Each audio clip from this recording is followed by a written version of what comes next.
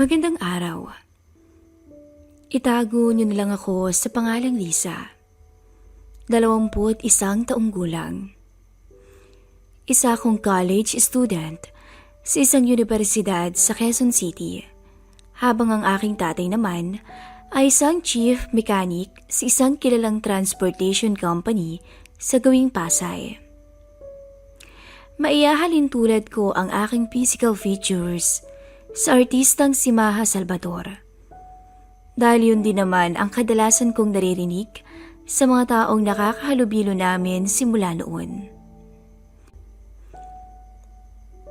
Nababagay lamang ang aking height sa slim kong pangangatawan. Bumabagay din sa shoulder length kong buhok ang korte ng aking mukha. Ngunit higit sa lahat, ay mas kadalasang napapansin ng mga tao sa akin ang talento ko sa pagsasayaw. Sa kabila ng dami ng mga manliligaw ko sa universidad, ay no boyfriend since birth pa rin ako. Bakit? Masasagot ang mga katanungang yan habang binabaybay natin ang aking istorya. May pupuntahan ka ba ngayong araw? Nagmamadaling tanong ni Dad habang nililigpit ko ang aming pinagkainan. Mabilis akong umiling. Wala naman po, Dad. Dito lang ako sa bahay. Nakakatamad kayong kumalang mag-isa. Mas mabuti pang manood na lang ako ng K-drama para makaramdam man lang ako ng konting gilig sa buhay, sabi ko. Siya naman tong napailing habang tinitingnan ako. Hindi naman sa nagmamadali ako magkaroon ka ng boyfriend, anak. Masaya nga akong nakafocus ka sa pag-aaral mo. Pero, wala ka man lang bang ipapakilala sa akin kahit manliligaw man lang? Pansin ko kasi minsan, na bored ka na dito sa bahay. Kunot ang noo ko siyang tinitikan. Dad, muntik na akong mapapadyak sa aking kinatatayuan. Alam mo naman kulang pa minsan yung oras ko sa dance troupe. At sa kaliwat ka ng projects namin, may oras pa ba ako para sa mga ganyang bagay? Pinagtawanan niya lamang ang naging sagot ko. At kapag may newly hire sa unit ko, irereto kita kaagad. At least may trabaho na yun. Kaya kanyang ilibre kahit saan mo gustuhin. Anito at saka ngumisi pa sa akin. Kahit kailan talaga ang kulit ng tatay ko. Pero naiintindihan ko naman siya. Lalo na't kaming dalawa na lang ang magkasama magmula nang mawala si Mom dahil sa isang aksidente 5 taon na ang nakalilipas. Pansin siguro nitong paminsan-minsan ay nalulungkot pa rin ako kahit hindi ko sinasabi. Bakit mo pala natanong, may delivery ka ba ngayong araw? Pag-iiba ko sa usapan. Umuwi kasi mula Singapore ang ninong Richard mo.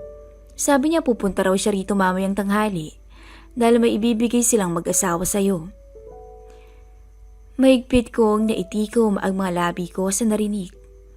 At ganoon na lamang kabilis na nagbago ang tibok ng puso ko. Iniisip ko pa lang na magkikita kami ulit ni Ninong Richard ay magkahalong excitement at kaba na ang nararamdaman ko. Pumasok sa trabaho si Dad habang naiwan naman akong mag-isa sa bahay at gustuin ko bang mag-relax ngunit hindi ko magawa. Gusto ko. Sa'yo lang ako ikasal, Ninong. Huwag kang maghanap ng iba, okay? 2 taon na lang magdadalaga na ako. Hintayin mo ako. Promise mo yan. Hindi ko maiwasang huwag mapahilamos sa aking mukha habang inaalala ang makahiyang nasabi ko noon sa best friend ng tatay ko. 16 pa lang ang edad ko nung una kong magkaroon ng atraksyon sa aking ninong. At buong akala ko pa noon ay normal lamang nung makaramdam ako ng paghanga sa kanya. Pero ilang buwan lamang pagkatapos niyang pumunta ng Singapore para magtrabaho, ay nalaman kong nagkaroon to ng girlfriend na siyang pinakasalan niya rin pagkatapos ng 1 taon. Pasado 5:00 na ng hapon, pero wala akong narinig na doorbell mula sa labas. Tiyak maya-maya ay darating na rin si Dad at magtatanong yun kung dumating ba ang inaasahan naming bisita. Lisa, hindi ako nagkamali ng hula. Boses niya yun. Kahit medyo tinatamad, ay pinilit ko ang sarili kong bumangon para salubungin siya at sabihin ang malungkot na balitang hindi nagawang dumaan ng best friend niya. At ganun na lamang ang pagkagulat ko nang salubungin ako ng ibang balita. Magmano ka sa ninong Richard mo, iha. Hindi ako nakaimik. Agad akong nakatingin sa kanilang direksyon hanggang sa wala akong nagawa kung hindi lumapit para magmano sa kanya. At kahit kulang na lang ay magmistulang yelo sa lamig ang mga kamay ko. Kumustang pag-aaral mo, Lisa? Hindi ka naman ba nahirapan sa kursong napili mo? Mumaling ito sa akin matapos umalis ni Dad para kumuha ng may inom at hintayin ang order nilang mga pagkain. Lima kong napabuntong hininga. Mas mabuti pang ako na lang inutusan niyang kumuha o kahit sabihan niya akong bumili ng pulutan sa labas ay hindi ako magrereklamo. Naiilang man ngunit nagawa kong ngumiti sa kanya. Okay lang po. Medyo challenging, pero masaya naman po yung kursong kinuha ko. Sagot ko. That's good, Anya. Hindi ko naman napigilan ang huwag matulala ng konti habang nakatingin sa kanya. Hindi pa rin kasi siya nagbabago. Maliban sa malakas nitong apil, ay may sense pa rin ang bawat salitang binibitawan nito. Let's consider this a belated birthday celebration for Lisa. Anya nang makabalik ang tatay ko. That's 3 weeks ago, right? Dagdag pa nito para ipakitang tanda niya pa rin maging ang araw ng kapanganakan ko. Tumango naman ang dad ko habang malawak ang ngiting nakatingin sa akin. Para bang sinasabi ng mga mata nitong huwag akong magreklamo dahil si Ninong naman ang gumastos ng lahat. Parang ang sinadya pa nilang bilhin ang mga paborito kong pagkain at dessert maliban sa bumabaha nilang pulutan at alak. Nagpasalamat na lamang ako hanggang hindi nagtagal ay may inabot din to sa aking isang paper bag mula sa isang mamahaling brand ng mga accessories at damit. Bahagyang tiningnan ko ang nasa loob ng bag, pero hindi ako umimik nang mapansing may sobre din tong kasama sa loob. Regalo namin sa iyo ng ninang mo. I want you to buy something na sa tingin mo special o magpapasaya para sa iyo. Ganun na lamang kabilis na nagkaroon ng kinang sa mga mata ng tatay ko habang binubuksan ang hawak na brandy. Nag-abala ka pa, Chard. Spoiled na talaga sa'yo yung inaanak mo, magmula noon hanggang ngayon, sabi ni Dad. Basta si Lisa, Dylan. Anya habang nakatingin sa aking direksyon. Saglit na nagtama ang mga mata naming dalawa ni Ninong, pero mabilis din akong umiwas sa takot na baka mas lalo lamang akong mailang sa kanya. Lumalim ang gabi at mula sa aking kwarto, ay nakarinig ako ng malakas na tunog mula sa baba. Ilang oras na ba magmula nang iwan ko silang dalawa habang nag-iinuman. Hindi ko kasi kayang ubusin lahat ng mga binili nila, kaya napagpasyan kong itago muna ang mga to sa ref at bumalik na sa aking kwarto. Ayoko mang manghula, pero alam ko o mukhang alam ko na kung ano ang nangyayari sa baba. I'm sorry, iha. Mukhang napasobra yata ng inom ang dad mo dahil sa kagagawan ko. Anito habang hawak na ngayon sa magkabilang balikat ang kaibigan niya. Mahina naman akong natawa dahil maliban sa namumula na parang lechon ang mga pisngi ni Dad, ay namumugto rin ang mga mata nito. Iniyakan niya na naman po ba yung tungkol kay mom? Tumanguto. As usual. Anyas saka maingat na pinahiga si dad sa may sofa. Alam mo namang mahal na mahal niya ang mami mo. Kaya kahit pwede naman siyang mag-asawa ulit, ay hindi niya talaga magawa. Bumuntong hininga ko. Tsaka maingat na lamang na inalis ang sapatos ni dad. Sabay pa kaming napatakip ng ilong nang dumako ako sa medyas nitong amoy patay na daga. May dagdag akong ibibigay sa'yo. Ipambili mo ng food powder at makakailangan ng dad mo. Nito habang hinahanap ang kanyang wallet. Mabilis ko naman siyang tinanggihan. Huwag na po kayong mag-abala pa, Ninong. Pwede ko namang bawasan ang regalo niyo para doon. That's for you, Iha. Wika niya tsaka inilatag sa kamay ko ang malulutong na paper bills. At ito naman ang para sa kaibigan ko and for some groceries na rin. Huwag ka nang tumanggi, Iha. Alam mo namang wala pa kaming anak ng ninang mo hanggang ngayon. Kaya sobra ang income namin para sa aming dalawa.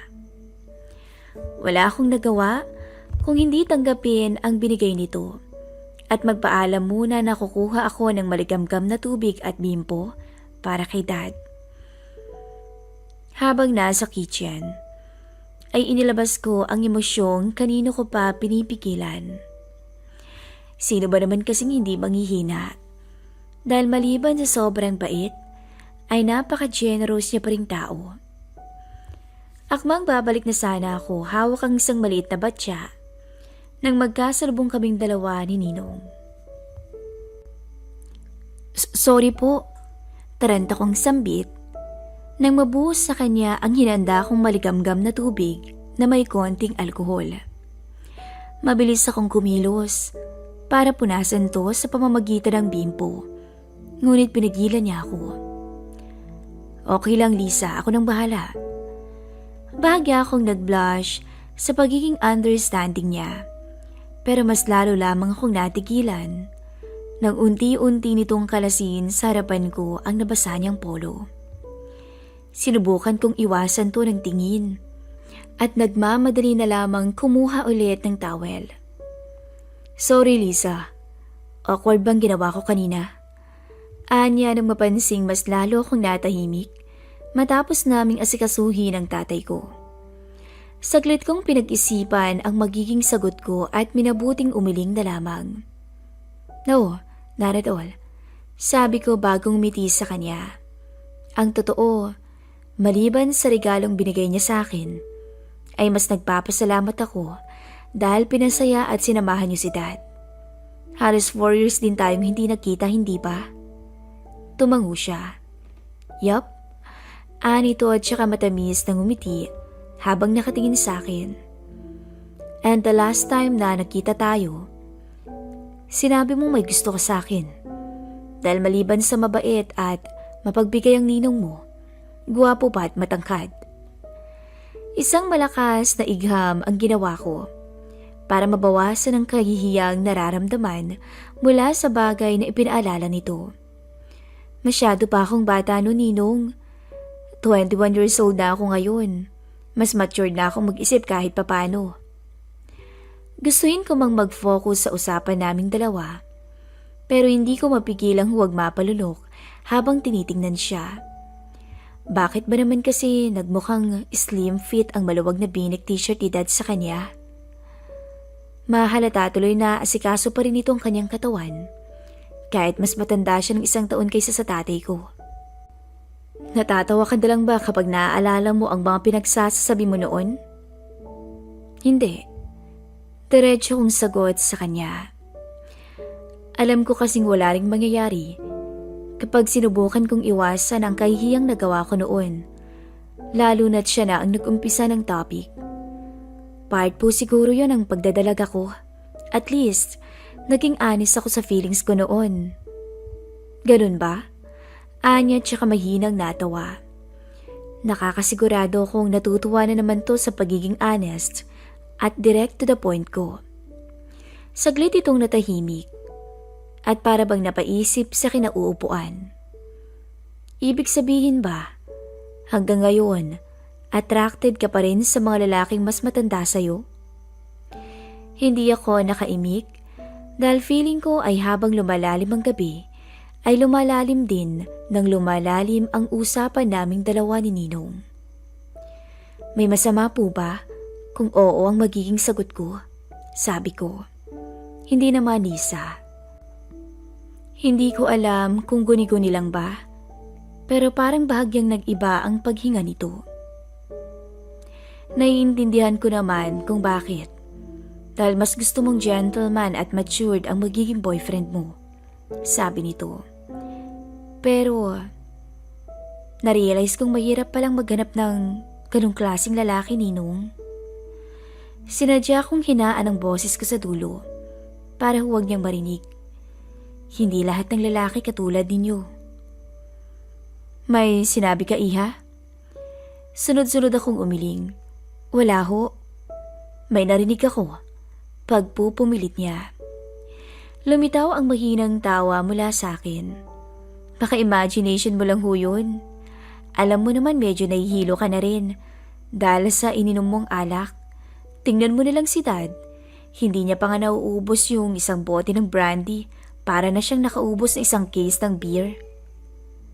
Napansin kong napabuntong hininga at napakunot siya ng noo.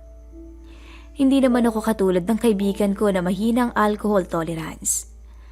Alam kong may sinabi ka at isa lang ang ibig sabihin nun para sa akin.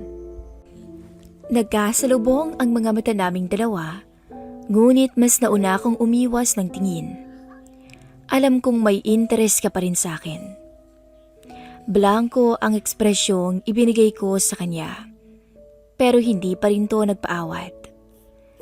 May gusto ko pa rin sa ninong mo hanggang ngayon. Pag-uulit niya na may kasama pang diin ang boses.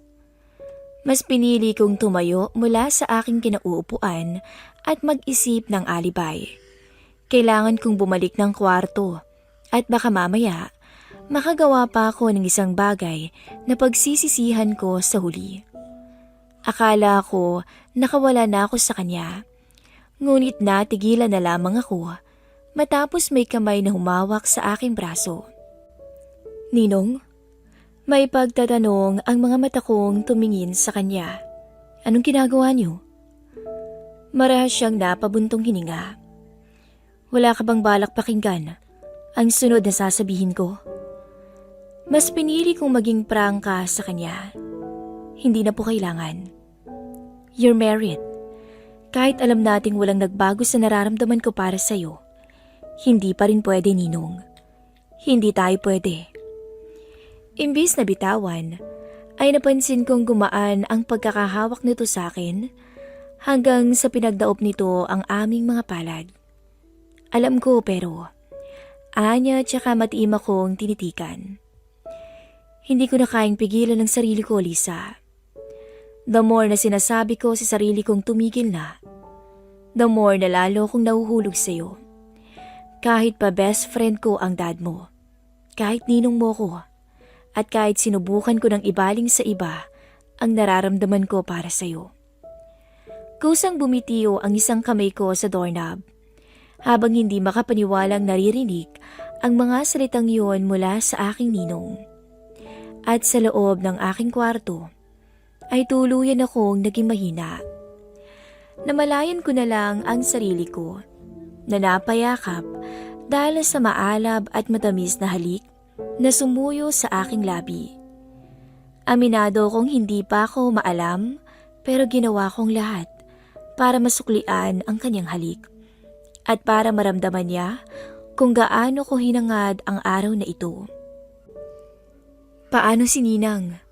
Mahina ang boses kong tanong. Paano ang asawa mo? Sisiguraduhin kong hindi ito makakarating sa kanya, Lisa. Seryoso nitong tugon. Huwag ka sanang magigilty sa ginawa ko. Hindi ko naman siya pinakasalan para lamang gawing rebound. Minahal ko rin naman ang ninang mo, pero hindi yun katulad ng nararamdaman ko sa'yo. Ako lang ang may kasalanan sa ating dalawa. Ako ang nag-umpisa nito, Lisa. At kung ayaw mo, pwede namang hindi tayo tumuloy. Hindi na nito nagawa pang tapusin ang sasabihin. nang mahigpit ko siyang niyakap sa braso. Gusto ko. Gustong gusto ko, Ninong. Mataman niya akong hinawakan sa magkabilang balikat. Talaga? Hindi naman siguro ako ang first time mo, hindi ba? Bahagya akong napayuko. Nakaramdam na naman tuloy ako ng hiya sa harapan niya. Sa totoo lang po, kung ano man yung kuryosidad ko sa ngayon, mag-isa ko lang yun tinutugunan. Kaya ikaw po yung una ko kung sakali. Hindi makapaniwala niya akong tinitikan. Gusto mo ba talagang ibigay sa akin ang una? Ayaw mo bang ibigay yan sa magiging boyfriend mo? I mean, sa lalaking mahal mo? Pansin ko ang gigil niya sa pang-ibabang labi. Paano ko magagawa yun, Ninong? Kung ikaw ang unang lalaking minahal ko, ikaw ang una at nag-iisang lalaking nagustuhan ko magmula noon kahit alam kong hindi pwede. Ikaw talaga, Lisa. Anya tsaka napabitiw sa pagkakahawak sa akin. Huwag niyong sabihin na nagbago ng isip niyo dahil sa nalaman niyo. Tanong ko. Wala akong sinabing gano'n, Lisa. Mabilis niyang tugon. Gusto ko lang sanang maging memorable ang first time mo. But here you are. Nakikipaglaro ka ng apoy sa isang lalaking kasal na. Sa iyong ninong, to be exact. Wala naman po tayong pinagkaiba. Tsaka mananatili naman po tong sikreto. Ayokong masira ang relasyon ninyo ng iyong asawa. At ayoko ring malaman ni Dad na may nangyari sa pagitan nating dalawa. Manang-mana ka talaga sa amin ng tatay mo. Matigas ang ulo, pero malakas ang loob. Proud niyang sambit. Ilang sandali pa. Napakagatlabi na lamang ako nang mapahaplos siya sa aking bewang pataas, pailalim sa aking t-shirt. Doon, isang hindi maipaliwanag na pagsiklab ng aking damdamin ang tumupok sa akin na parabang sinasabing wala na akong pagkakataon para umatras pa sa desisyong pinili kong gawin. Sa puntong yun, hinayaan ko si Ninong sa anumang nais niya hanggang sa namalayan ko na lamang ang mga damit naming isa-isa na ngayong nakakalat sa sahig. Saglit siyang natigilan na parabang pinagmasdan nito ang tanawing nasa harapan. Ang ganda mo, Lisa. Matamis akong napangiti sa tinuran niya. At sa isang iglap, hinila niya ako papalapit sa kanya at sabik na niyakap. Hindi ko makakalimutan ang paglapat ng aming mga sarili na parabang nagbabaga ng mga oras na yon. Tuluyan akong nablangko sa isang halik na bumaba pa ng tuluyan hanggang sa mapakagatlabi na lang ako at napatingala sa kisame.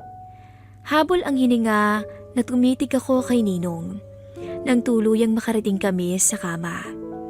Habang nakakulong ako sa mabisig niya na parabang nag-aantay sa bagay na hindi ko pa nararanasan sa buong buhay ko.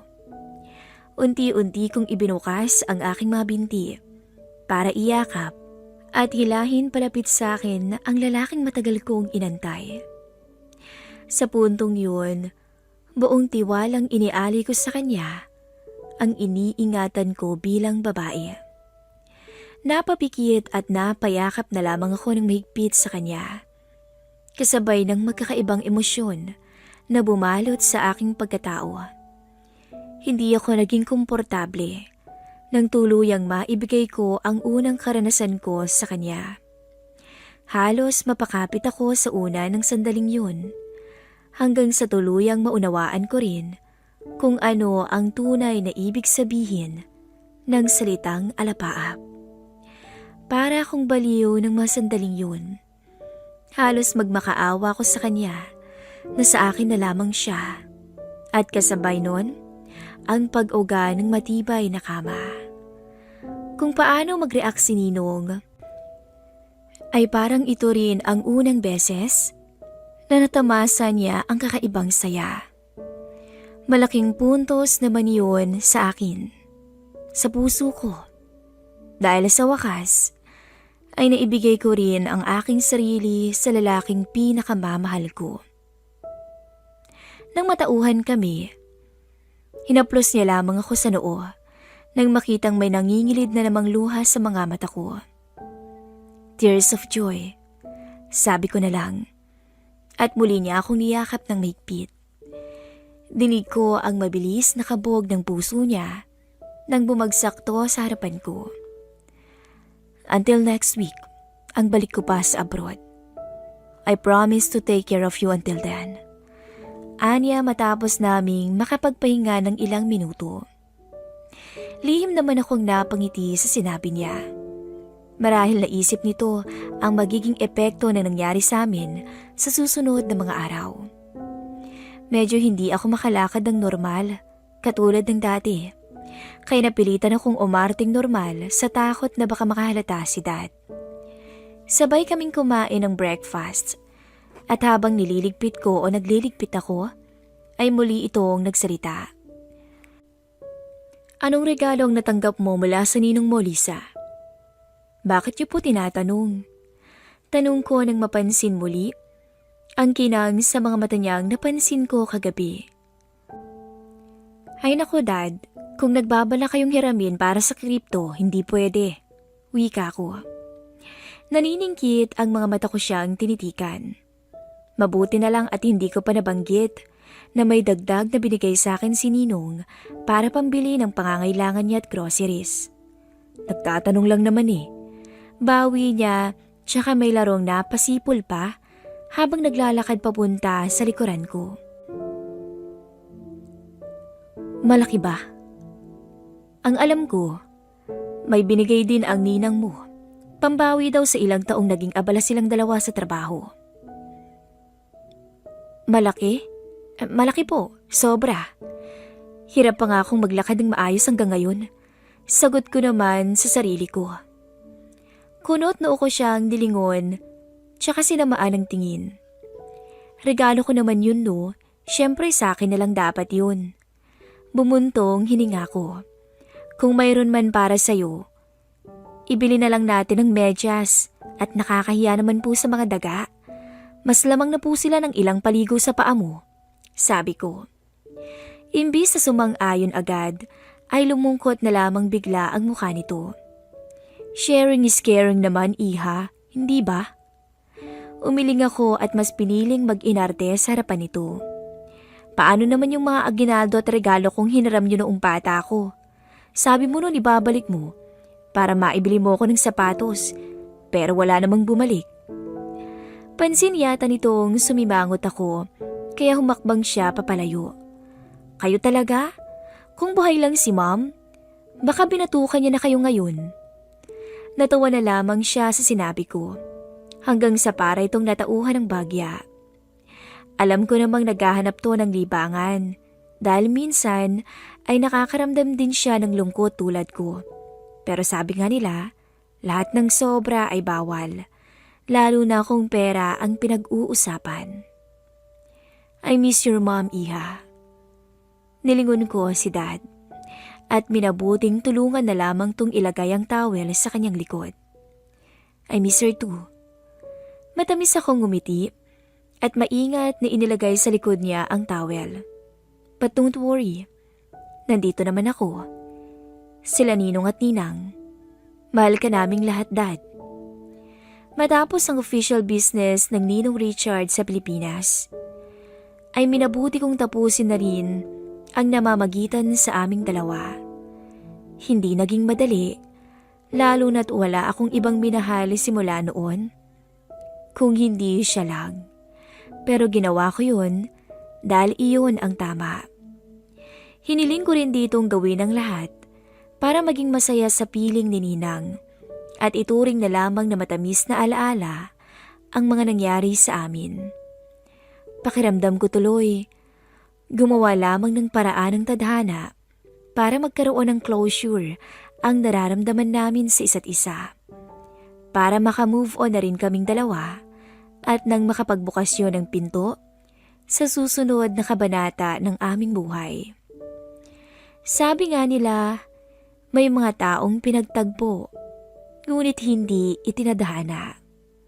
Alam ko yun. At tanggap ko ang kailangan naming tahakin ang landas na yun nang magkahiwalay. Si Ninong bilang asawa at balang araw kung siya man ay magiging padre de pamilya na. Habang ako naman bilang anak at asawa kung sakali mang dumating ang araw na makilala ko rin ang lalaking tunay na itinadhana para sa akin.